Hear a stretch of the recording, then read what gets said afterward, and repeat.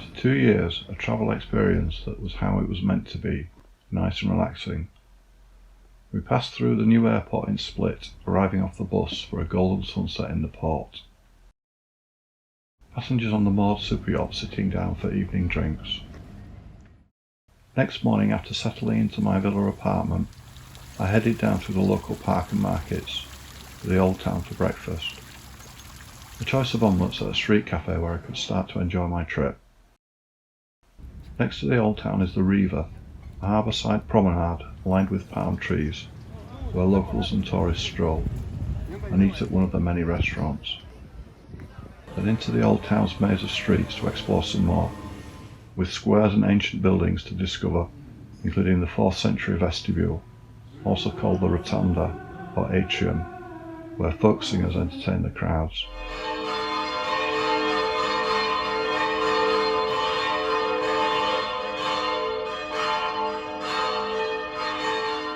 At the centre of the Diocletian's palace is the Cathedral of St. Domnius, with its Romanesque bell tower, whose bells sound out across the city. Next to this is the Peristyle, a square surrounded by temples where tourists gather, and in the evening the locals party.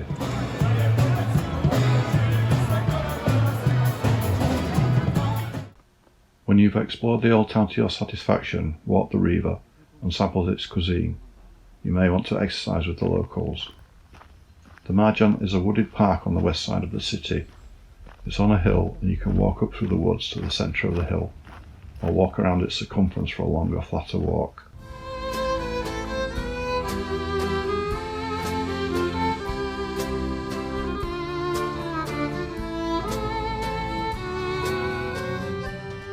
Through the trees you glimpse sea panoramas, pass art installations, and come to some good beaches that are quieter than the town's main beach, Plaka Batbici.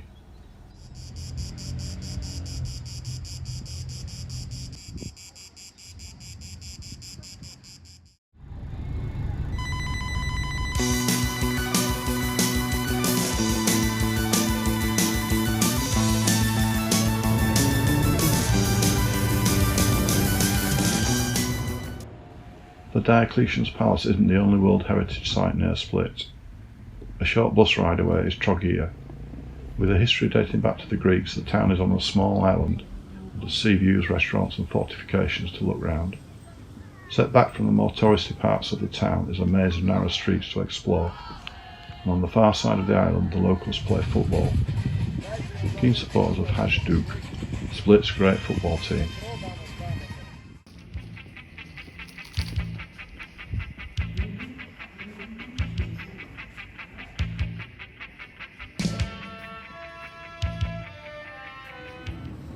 The main site of Trogir is a 12th century St. Lawrence Cathedral, where you can climb the bell tower and check out its impressive interior. You can walk around the perimeter of the island for great sea vistas, and when you're done, eat at one of the town's many cafes and restaurants. Next to the island is the town's market selling a wide range of food produce.